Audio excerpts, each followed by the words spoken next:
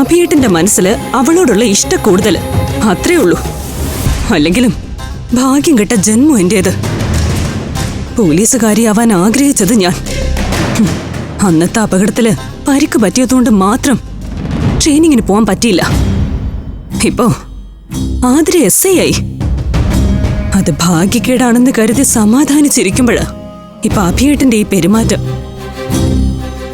ഇത് ഭാഗ്യക്കേടല്ല, മനഃപൂർവ്വം എന്നെ ഒഴിവാക്കുക. അങ്ങനൊന്നും പറയല്ലേ മോളെ. ഇത്രയും കാലത്തിനിടയ്ക്ക് അഭി നിങ്ങളോട് അങ്ങനെ വ്യത്യാസം കാണിച്ചിട്ടുണ്ടോ? അഭി അങ്ങനെ ചെയ്യില്ല. ചെയ്തല്ലോ. അല്ലെങ്കിലും എന്റെ വിധി ഇതാ, ആഗ്രഹങ്ങളൊന്നും സാധിക്കാതെ ഇങ്ങനെ ജീവിക്കാന്നുള്ളത്. അമൃതേച്ചി അഭിയേട്ടന്റെ പക്ഷത്തെ നിൽക്കുമെന്ന് എനിക്കറിയാം. അങ്ങനെയാണല്ലോ വേണ്ടത്. എന്താ നീ പറയുന്നേ? അമൃതേച്ചിയെ നീ അങ്ങനെയാണോ കരുതിയിരിക്കുന്നത്? എനിക്ക് നിങ്ങൾ രണ്ടുപേരും ഒരുപോലല്ലേ? പറയുമ്പോ ചേച്ചിയായിരിക്കും, പക്ഷെ അമ്മയായിട്ടല്ലേ ഞാൻ നിങ്ങളെ വളർത്തിയത്. ഏതെങ്കിലും ഒരു അമ്മ മക്കളോട് പക്ഷഭേദം കാണിക്കോ? സങ്കടപ്പെടണ്ട മോളെ, നിനക്ക് അമൃതേച്ചി ഇല്ലേ?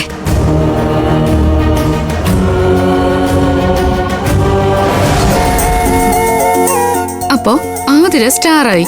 ഇനി SP മാഡത്തിന്റെ സപ്പോർട്ട് കൂടി ഉണ്ടെങ്കിൽ ഇവിടുത്തെ സ്റ്റേഷനിൽ തന്നെ പോസ്റ്റിംഗ് കിട്ടുമല്ലേ? കിട്ടേണ്ടതാണ്, മറ്റു തടസ്സങ്ങളൊന്നും ഇല്ലെങ്കിൽ. ആൻമരിയ മാഡത്തിന് ഡിപ്പാർട്ട്മെന്റിൽ നല്ല പിടിയാ. അതുകൊണ്ട് അവരുടെ റെക്കമെൻഡേഷൻ മുകളിലുള്ളവര് തള്ളിക്കളയാൻ സാധ്യതയില്ല. ചുരുക്കി പറഞ്ഞ 1 മാസത്തിനുള്ളിൽ ആതിര ഇവിടുത്തെ സ്റ്റേഷനിലെ SI ആയിട്ട് വരും. എന്റെ ഈശ്വരാ, അത് കഴിഞ്ഞിട്ട് വേണം എനിക്കൊന്ന് ഞെളിഞ്ഞു നടക്കാൻ.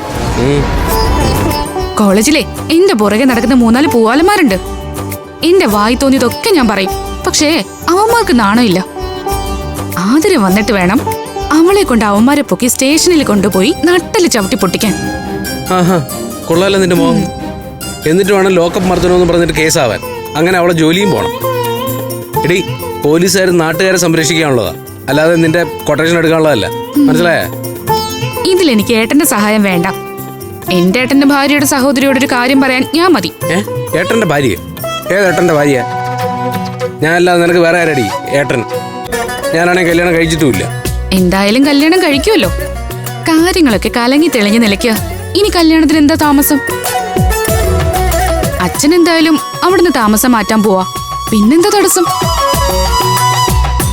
ഇനിയും അത് വലിച്ചു നീട്ടി അടുത്ത പ്രശ്നം ഉണ്ടാവുന്നതിന് മുൻപ് അമൃതേച്ചി ഇങ്ങോട്ട് വിളിച്ചിട്ട് വാ ഏട്ടാ. പിന്നെ ഞാനൊരു കാര്യം പറഞ്ഞോ, ഏട്ടൻ ദേഷ്യപ്പെടുവോ? എന്താ പറ. പഞ്ചരത്നത്തിൽ ഇന്നലെ പ്രശ്നങ്ങൾ ഉണ്ടായ നേരത്ത് അച്ഛനില്ലായിരുന്നെങ്കിൽ ആ ഒരു അവസ്ഥ ആലോചിച്ച് നോക്കിയേ. കലാവതിയുടെ മഹേന്ദ്രന്റെ കയ്യിൽ നിന്ന് അമൃതേച്ചിയെ ആര് രക്ഷിക്കുമായിരുന്നു? അമൃതേച്ചി രക്ഷിക്കാനല്ലേ അച്ഛൻ പോലീസിൽ പിടികൊടുത്തതും കുറ്റം സമ്മതിച്ചതും. എന്തുകൊണ്ടായിരിക്കും അച്ഛൻ അങ്ങനെയൊക്കെ ചെയ്തിട്ടുണ്ടാവുക? അമൃതേച്ചി ഓർത്തെന്ന് ഏട്ടൻ പറയും. അങ്ങനെ അച്ഛൻ അമൃതേച്ചിയെ പ്രിയപ്പെട്ടവളാകാൻ എന്തായിരിക്കും കാരണം? അത് ഏട്ടൻ കല്യാണം കഴിക്കാൻ പോകുന്ന പെണ്ണാണ് എന്നതുകൊണ്ടല്ലേ? നീ എത്ര ന്യായീകരിച്ചാലും എനിക്ക് അച്ഛനെ ഉൾക്കൊള്ളാൻ വയ്യ. നല്ല മാറ്റമുണ്ട് ഏട്ടന്. നേരത്തെ ആയിരുന്നെങ്കിൽ എനിക്ക് അയാളെ ഇഷ്ടമല്ലെന്നേ പറയുള്ളായിരുന്നു. ഇപ്പോ അച്ഛനെ ഇഷ്ടമല്ലെന്ന് പറഞ്ഞു തുടങ്ങി. ഏട്ടന്റെ മനസ്സില് അച്ഛനോട് ഏട്ടന് പഴയ വൈരാഗ്യമില്ല. ഇനി ഓരോന്നാലോചിച്ച് പഴയ ആ വൈരാഗ്യം തിരിച്ചു കൊണ്ടുവരാതിരുന്നാ മതി.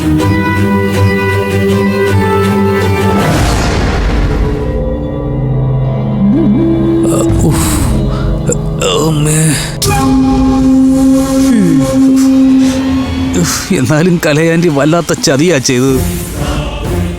അഖിലേക്ക് കൊടുത്തത് മുക്കുകൊണ്ടാന്ന് ഒരു വാക്ക് പറയായിരുന്നു. അങ്ങനെ ഓരോരുത്തരോടും പറഞ്ഞു നടക്കേണ്ട കാര്യമാണോ അത്? എന്നിട്ടും ദിവ്യപ്രഭയോട് ഞാനത് പറഞ്ഞിരുന്നു. ഇവള് എന്നോടത് പറഞ്ഞില്ല. അതിപ്പോ എനിക്കറിയാമോ സുമേഷ് ആ മാലയും കൊണ്ട് ബാങ്കിലേക്ക് ഓടുന്നു? കഷ്ടം തന്നെ. എന്നോടൊരു വാക്ക് പറയണ്ടേ? എന്റെ മുന്നിൽ ആളാവാൻ പോയതാ, ആൾക്കാരെടുത്ത് ചവിട്ടിക്കൂട്ടി കേസുമായി. ആ മർദ്ദനേക്കാനും ലോക്കപ്പിൽ കിടക്കാനും യോഗം ഉണ്ടായിരുന്നു. ദിവ്യപ്രഭയ്ക്ക് ഇനി വെച്ചടി കയറ്റമായിരിക്കും. അല്ല, അതെന്താ ഇപ്പൊ അങ്ങനെ പറഞ്ഞത്? അല്ല, വീട്ടിൽ ആണുങ്ങൾക്ക് ദോഷം വരുമ്പോഴേ പെണ്ണുങ്ങൾക്ക് ഐശ്വര്യം ഉണ്ടാവുന്ന എന്നാര് പറഞ്ഞു? അല്ല ഇവിടുത്തെ ഏതാണ്ടൊക്കെ അനുഭവം അങ്ങനെയൊക്കെയാ. എനിക്ക് ഓരോ തവണ അടി കിട്ടുമ്പോഴും ചേച്ചിക്ക് നല്ല കാശ് കിട്ടിക്കൊണ്ടിരിക്കും എവിടെയെങ്കിലുമൊക്കെ. എടാ ചുമ്മാ ഇരുന്ന് വിഡിത്തം പറയല്ലേ.